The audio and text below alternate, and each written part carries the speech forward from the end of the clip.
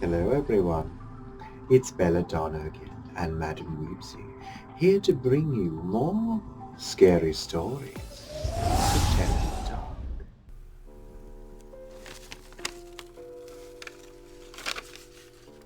99. Hello, darling. Come on. This particular one is called One Sunday Morning. Ida always went to the 7 o'clock Sunday morning service at her church. Usually she heard the clanging of the church bells while she was eating breakfast, but this morning she heard them while she was still in bed. Oh, that means I'm late, she thought.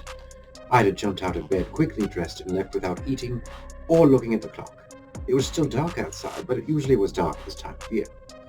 Ida was the only one on the street. The only sound she heard were the clatter of her shoes on the pavement.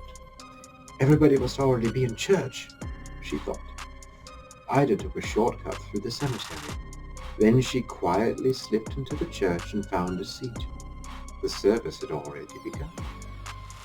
When she caught her breath, Ida looked around. The church was filled with people she had never seen before. But the woman next to her did look familiar. Ida smiled at her. It's Josephine Kerr, she thought. But she's dead. She died a month ago. Suddenly, Ida felt uneasy.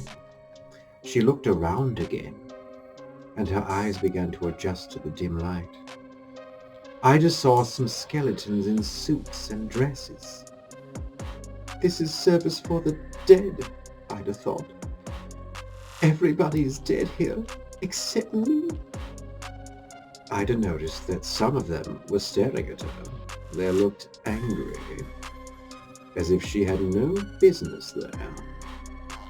Josephine Kerr leaned towards her and whispered, "Leave right after the benediction, if you care for your life." When the service came to an end, the minister gave his blessing. "The Lord bless you and keep you," he said.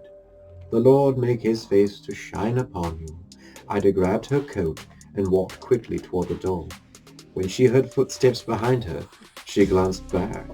Several of the dead were coming toward her. Others were getting up to join them. "The Lord lift up his countenance to you," the minister went on. Ida was so frightened she began to run. Out the door she ran, with a pack of shrieking ghosts at her heels. "Get out," one of them screamed. Another shouted, "You don't belong here," and ripped her coat away. As Ida ran through the cemetery, a third grabbed the hat from her head. "Don't come back," it screamed, and shook its arms at her. By the time Ida reached the street, the sun was rising and the dead had disappeared. Did this really happen, Ida asked herself? Or have I been dreaming? That afternoon, one of Ida's friends brought over her coat and hat, or what was left of them. They had been found in the cemetery, torn to shreds. That one even frightened Madam Weepsy. Goodbye, everyone. See you soon.